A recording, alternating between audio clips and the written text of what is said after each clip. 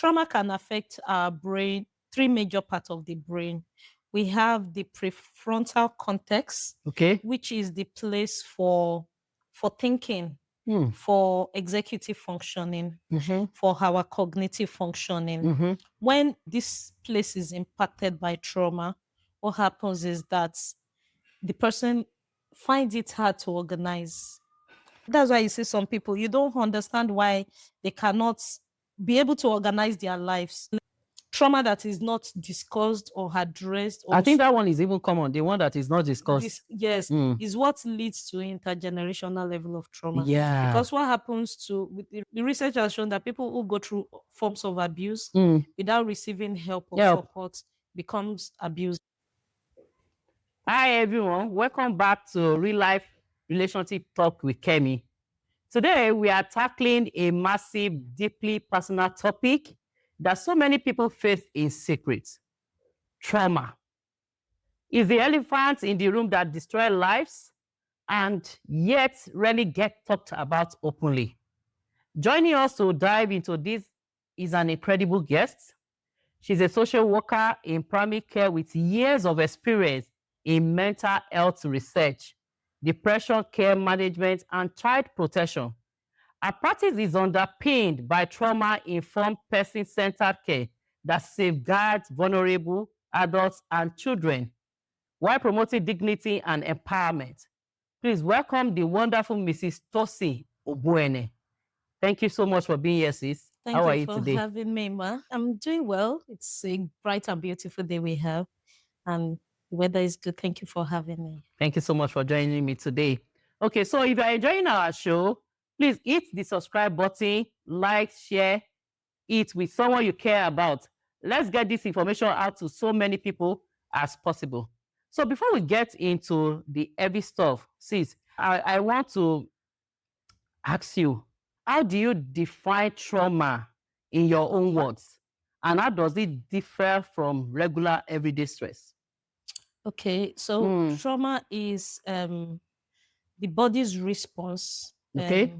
to distressing situation, distressing circumstance that has gone on for a long time. It can either go on for a long time or it can be a single event. Okay. But it will have so much terrible impacts that it will cause severe pain. And if it is not addressed, it becomes a traumatic experience. Stress, on the other hand, is normal response to everyday pressures of life. For instance, if we say stress can come from parenting young children, can be exhausting and can be stressful, or raising money to pay for rent, for instance, while your landlord is waiting for you, you know, the deadline is so close.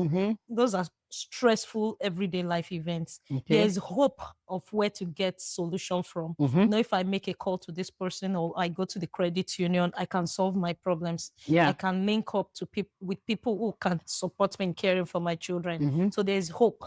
But in traumatic circumstances, there's no hope. It's like remaining in an hopeless situation for a long time without knowing where help can ever come from.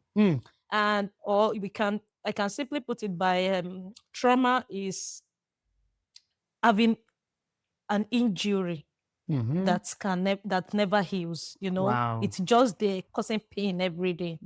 While stress is just like having headache. You know, I can take paracetamol. There's medication for that. Yeah, so that's the difference between stress and trauma. Thank you so much. That makes total sense. Thank you for that breakdown.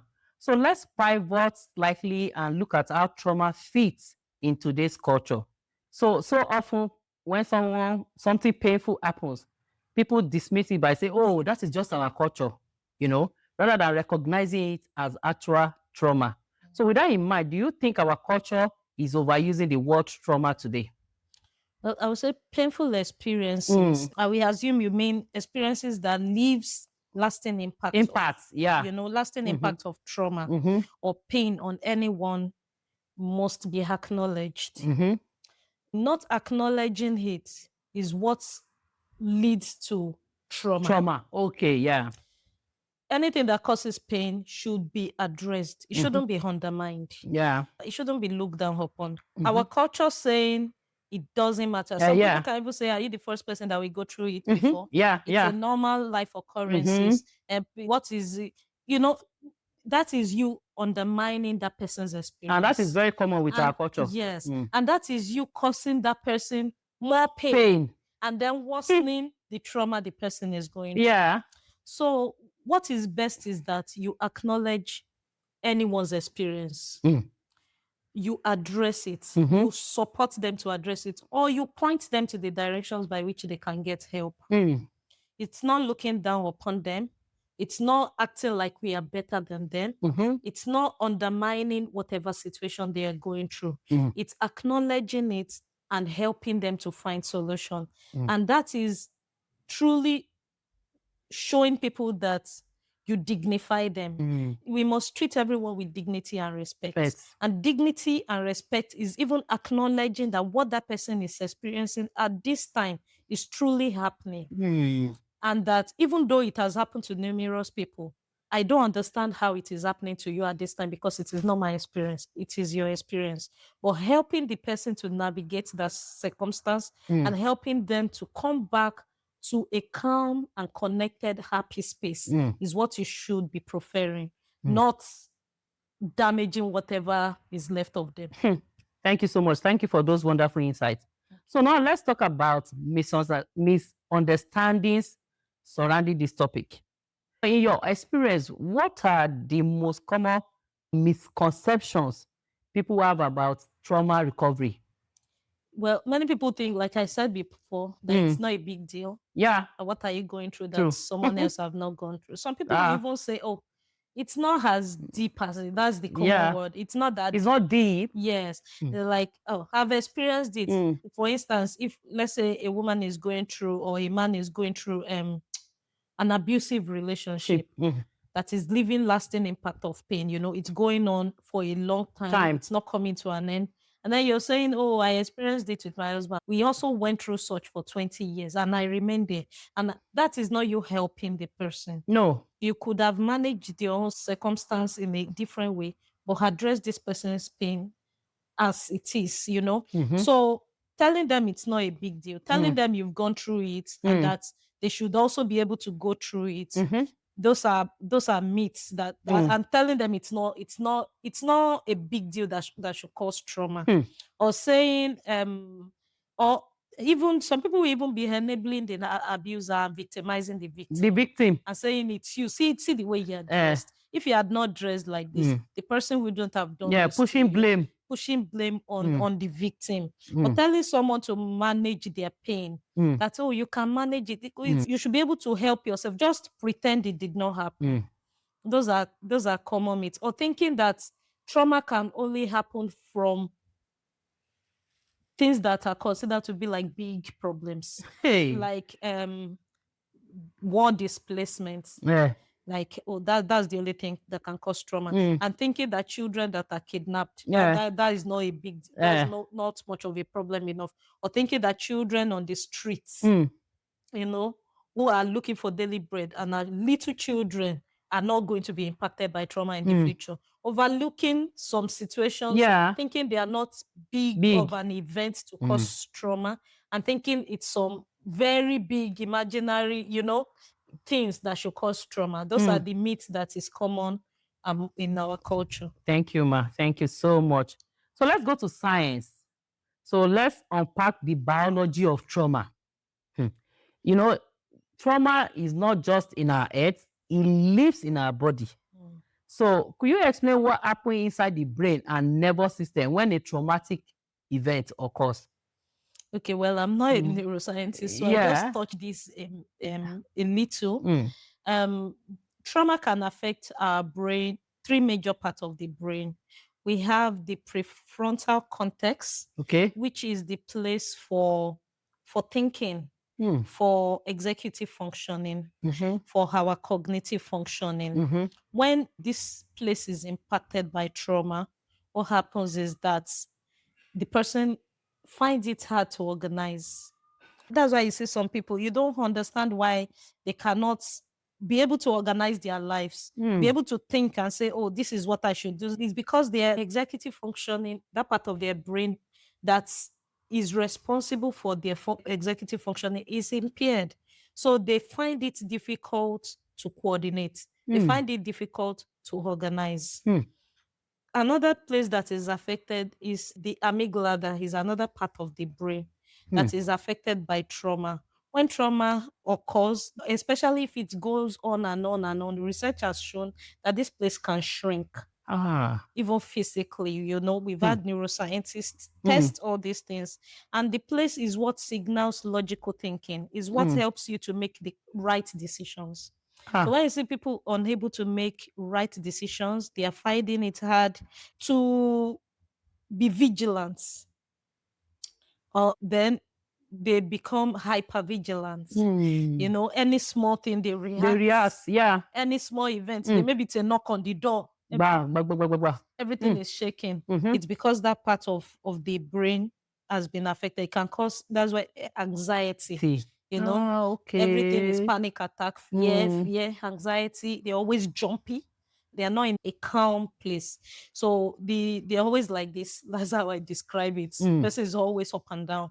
There's no calmness. And that's why therapists these days, they will suggest all this mindfulness, say anything that can help you to ground and sit down in a spot for a while and help you to go back to your level of calmness. Is they introduce. So is that why they used to suggest for people like that they should go into yoga exercise? Yes, because they believe that all this exercise, their mindfulness exercise, it helps you it grounds you. Okay. So when all the chemicals are overreacting and you are in the flight and you're in the constant state of anxiety, it can help you to be at peace because you are just seated at a spot.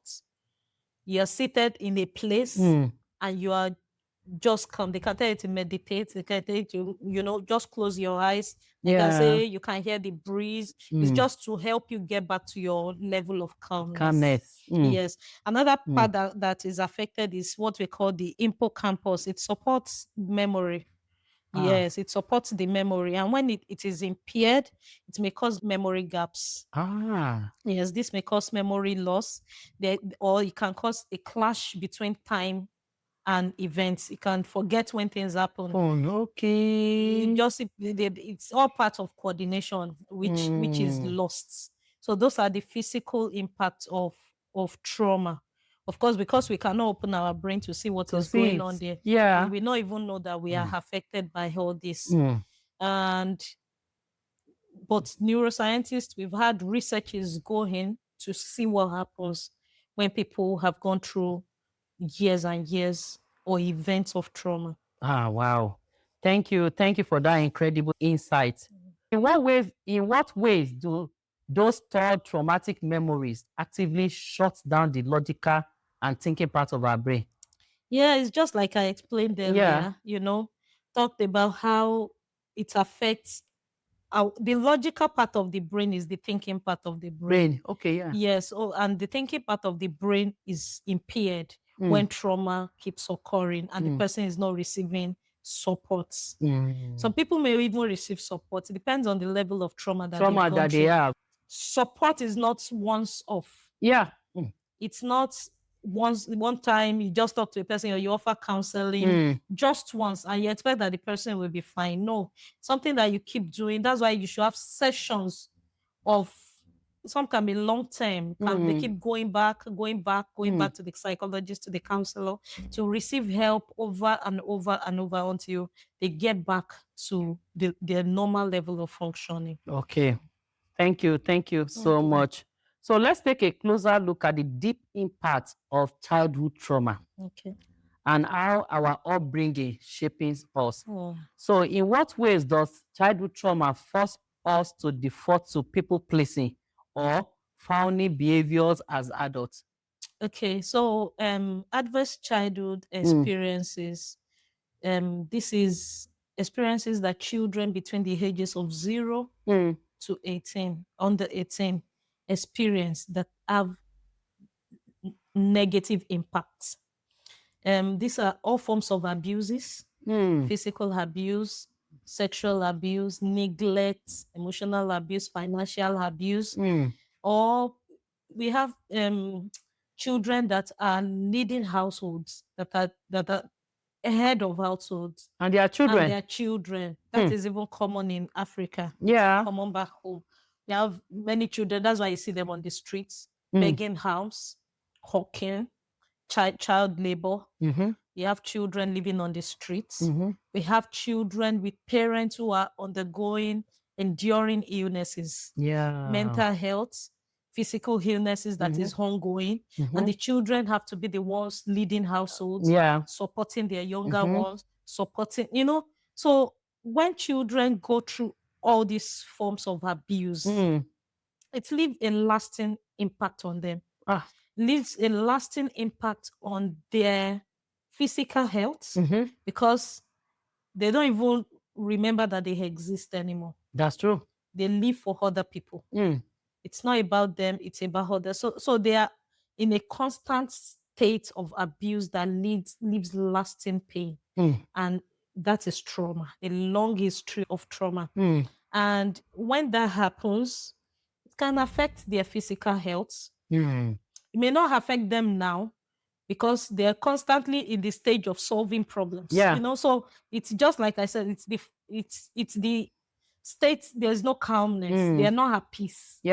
Always looking for the next solution. That's what imagine children in households who are heading households, always in a state of, what is the next solution? Acting as adults when they are children. And the sad part is that the brain is the last part of the body to grow, I think.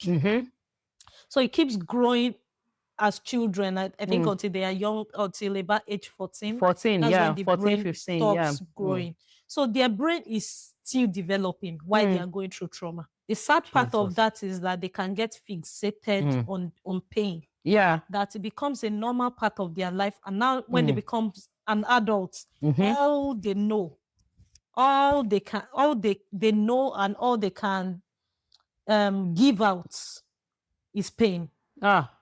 All they know and all they can give out is pain because the brain is stuck on that. It's stuck on the painful part of growing up. Apart from the behavioral problems that can arise, can affect physical health, can cause people who go through childhood experiences. Research has shown that about 44% of depression cases are from adverse childhood experiences. So it leads to depression. It could lead to suicidal ideation, suicidal thoughts, and even suicide itself if they don't receive the right support. It can lead to COPD because when they engage, some people will use substance. They go into substance abuse, substance misuse to mask the pain that they are going through. And when that happens, it could cause lung problems. It can lead to all sorts of cancers. It can lead to cardiovascular health problems. So where the BP keeps rising, keeps falling, there's no calmness. There's no state of calmness in that person's life. So when trauma happens to children, for me, it's like the worst thing that can happen to a child. Because children are, I look at children, I'm like, thank God I was a child once myself. Children depend on adults to survive. That's why they are children. They should depend on adults for survival. And so when they have to be the ones going into survival mode themselves, and I know what, as an adult, when you have to be in constant state of stress, you know how it impacts on you as an adult. You can reason with it. But as children, they can't reason with it. They don't understand what is going on with them. The sad part of it is that if they have people around them that are not supportive, they keep causing them more pain, more harm, more trauma.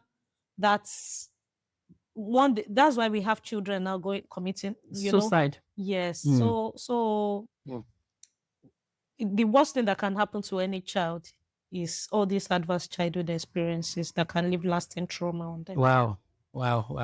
Thank you so much. So now let's explore the actual roadmap to healing. So for someone carrying deep trauma, what does the path to true recovery look like? Yeah. So for trauma to be eroded or put a stop to in the life of anyone, you need to be self-aware. Okay. That's the first thing. Because like I said about children, they're going through all these things. They don't even know what it is. When they become adults, they are used to that lifestyle. If they don't understand to sit down and think back and reflect and journal and look at it as, a framework. I don't know if it's like look at it in its entirety and say, oh, this is what has happened to me. There's no way they can find solution. You keep living each day and in and out in trauma and passing that trauma on to the next generation.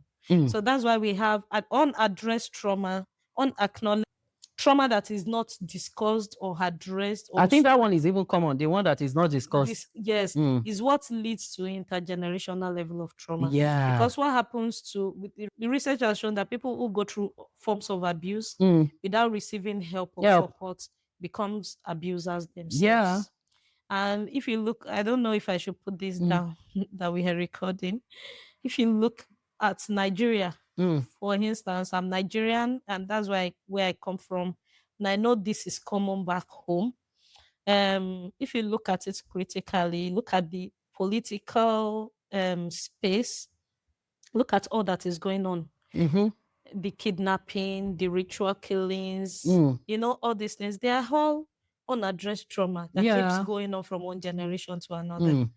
And it's like it's becoming a norm now. Yes. People just hear about it and just move on. Yes. Because now, exactly, you imagine the children that were kidnapped, it's about 44 days now. Yeah. In captivity. People have stopped talking about it. Everybody have the government is not even bringing suggesting solutions or anything. So it's because everybody is used to trauma. They have seen the trauma as a normal part of life. It has become a cultural heritage, if I would put it that way, that when we hear about adverse events happening to people, people are not even moved by it. And they say Nigeria is the happiest, where you have the happiest people on earth.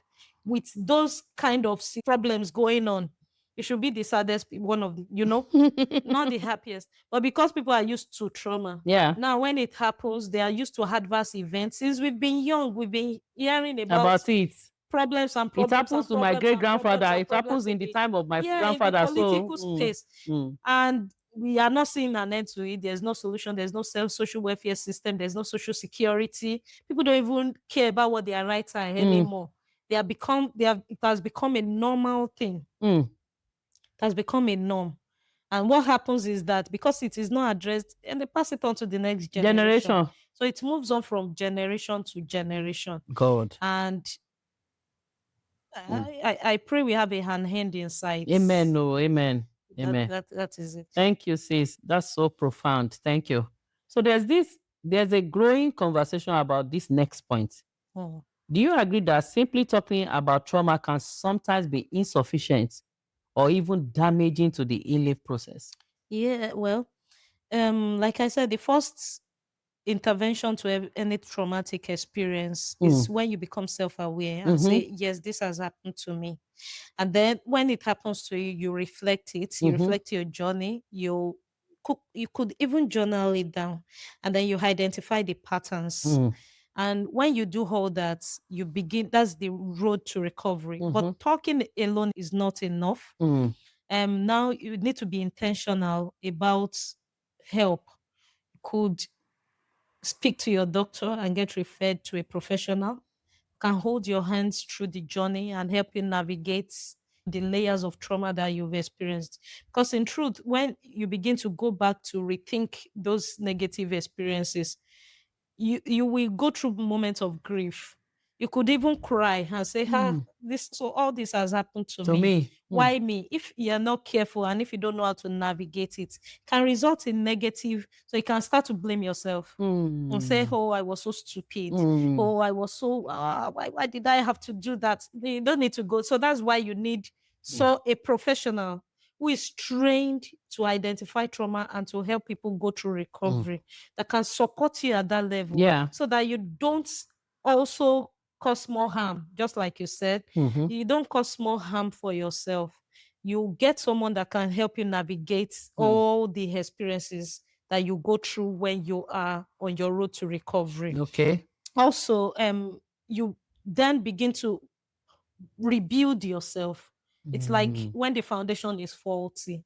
Now it's like all the problems has happened.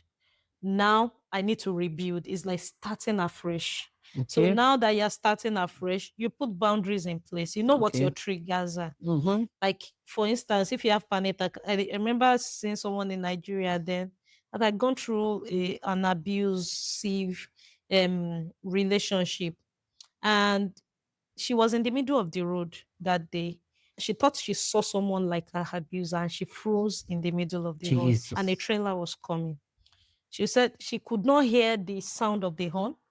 She could not hear anything. She was just there, frozen in space, frozen in time, sweaty, until someone came and pushed her out of the middle of the road. So that's how damaging trauma can be to physical health. And if the person is not well supported, when the person is unpacking all those layers of trauma, if you're not doing it with a professional, you don't know how to navigate all the experiences and feelings you are feeling. The person can cause more harm. Some people may even think to a certain extent and say, oh, let me end it here. Because what happens with pain is that most of the time we put a lid on it. You don't want to open it. But when it's open, it's like hot water boiling. Then there's bubbles and it explodes. So at that point, when all those is happening, you need someone that can help you to say, oh, okay, this is how I can support you, to hold your hands, to support you through the phase. Okay. So that you don't mismanage that experience. Okay. Yes, because you don't mismanage. So do you believe that family and friends can also support you in the recovery? Yes, well, family and friends are the best thing that can happen to anybody that have good family and friends. Okay. That's if family and friends are not the ones causing the pain in the first place. But if you ever have good people around one that understands the situation, then yes, they are the best people to support you. Because they are the closest people to you. They know you well. They know you well. And that's why, thank God for these days, there are trainings that they can take up.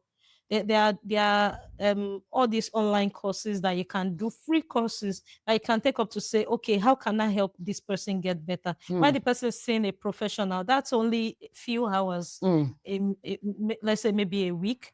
Your family and friends are with you constantly. Yeah. They can help you navigate when they see this is happening. Everybody know what to do to support you. Okay, stay away. Okay, the triggers are coming. They know what to say, what not to say, what will trigger you, what will not trigger you. They help you to navigate panic attacks. They help you to, they are like a protective shield. To the person? Yes, to the person. They're like a protective shield, helping the person to navigate until the person gets back. Like I said, what we want to do is bring the person from a state of disconnect to a place of calmness.